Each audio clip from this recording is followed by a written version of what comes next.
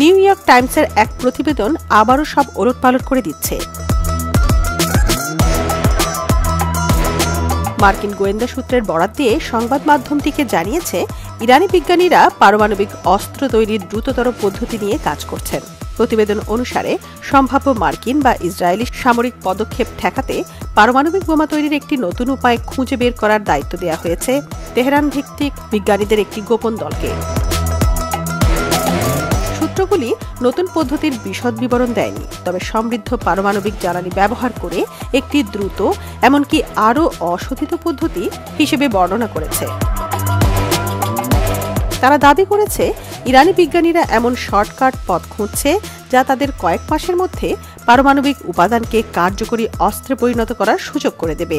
প্রতিবেদনে আরও বলা হয়েছে, ইরানের কাছে কমপক্ষে 4টি বোমা তৈরির জন্য পর্যাপ্ত পারমাণবিক জ্বালানি রয়েছে।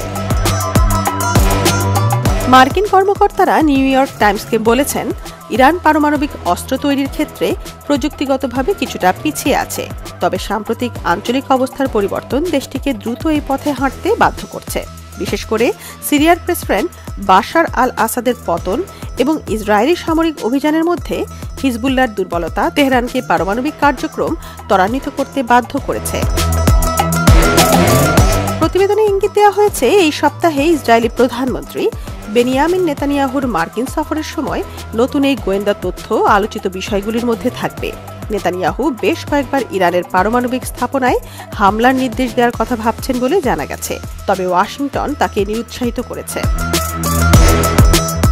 গত মাসে এক্সিওস রিপোর্ট করেছে যে বাইডেন ক্ষমতা ছাড়ার আগে ইরানের পারমাণবিক স্থাপনায় সামরিক পদক্ষেপ নেওয়ার কথাও ভেবেছিলেন, কিন্তু শেষ পর্যন্ত হামলার অনুমোদন দেওয়া থেকে বিরত ছিলেন।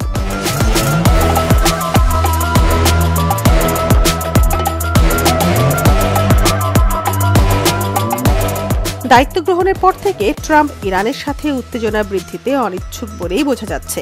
গত মাসে ইরানের পারমাণবিক স্থাপনায় ইসরায়েলি হামলাকে সমর্থন করবেন কিনা জানতে চাইলে ট্রাম্প বলেন, তিনি আশা করেন যে এই সমস্যাটি কূটনৈতিকভাবে সমাধান করা যাবে। তিনি সাংবাদিকদের বলেন, তিনি আশা করেন যে ইরান তার পারমাণবিক কর্মসূচির বিষয়ে একটি চুক্তি করবে।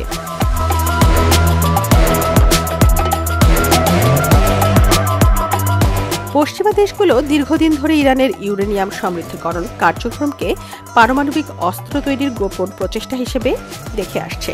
তেহরান এই অভিযোগ অস্বীকার করে বলেছে, তাদের যে পারমাণবিক কার্যক্রম কেবল শান্তিপূর্ণ উদ্দেশ্যে।